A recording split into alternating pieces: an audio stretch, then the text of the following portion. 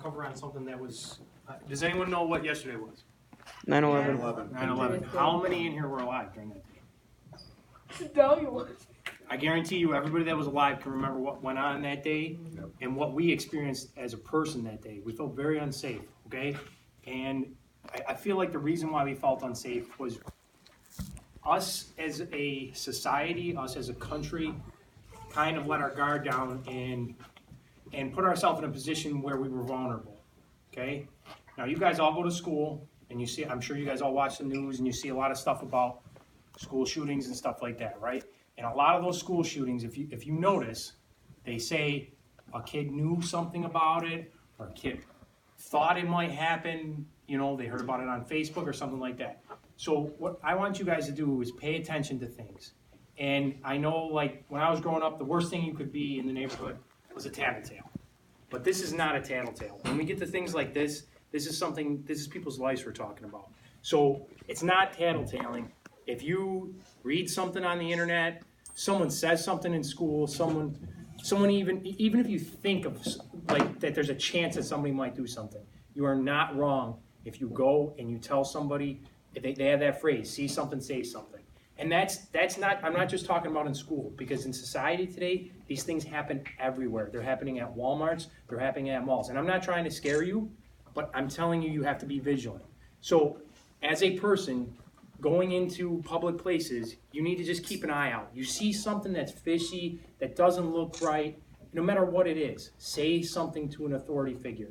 It's not tattletaling. I can't stress that enough. You're not a tattletale, because in our society and today, and I'm not trying to scare you, these things happen and they can be prevented. And a lot of times someone knew something, you know, and I'd like to roll that kind of into something with a lot of kids today feel that they don't have a way out. Like some kids get picked on and bullied in school, and I'm sure you guys get so many lectures about bullying and this and that. I mean, when we were kids, when we were growing up, we did it wasn't bullying, but we picked on other kids. But if you see a kid that is having a problem, if you see a kid, you guys all know what it's like. Someone is like, they're picking on somebody, your shoes are untied, or whatever the small meaning joke or whatever, it's not that big of a deal. But you guys know when it goes too far. You can see it in a kid's eyes when it's a little too much.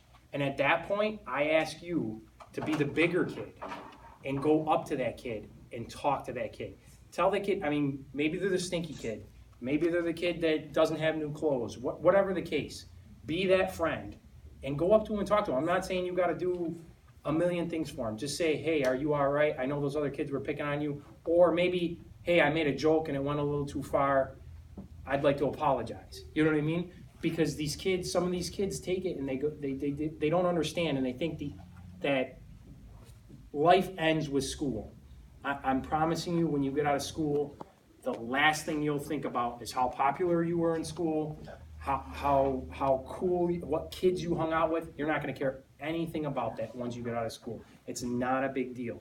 So I challenge you, if you see something anywhere in your daily activities, say something to someone. Even if it's saying something to an adult, you don't have to find a police officer, you don't have to find a security guard. Just say something to an adult. So an adult can take and look at that situation and be like, maybe I need to say something to somebody else, okay? So that's going to keep us safer in schools, in public places, and other things like that. And I also challenge you to, if you see a kid when a kid's been pushed too far, everybody knows that kid, they're in the corner, they're being quiet. You got to go up to that kid and you got to say something. Maybe they are the smelly kid. You ain't got to be that kid's best friend, but just go up to him and say, hey, can I help you out today? Hey, you want to hang out? You want to do this? You want to do that? And you might change that kid's day. You might make that kid alter his course or his path. So just be the bigger person sometimes and be vigilant. All right, guys? Okay? Yeah.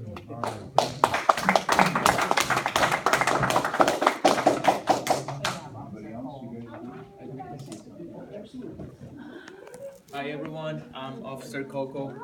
I just want to add something to what Dave said just a moment ago. One of the things that you got to keep in mind is, like, for example, us, when we respond to the 911 calls, we had dealt with teenagers, kids that are your age, are younger, some that are older, some that want to commit suicide, some that don't want to leave, and only for the simple fact that they feel that nobody cares about them. And that can be the kid that he's talking about. And maybe for that one time that you see something and you see someone at school and you just approach that person and say, hey, are you all right? Would you like to play basketball? Would you like to play volleyball with me?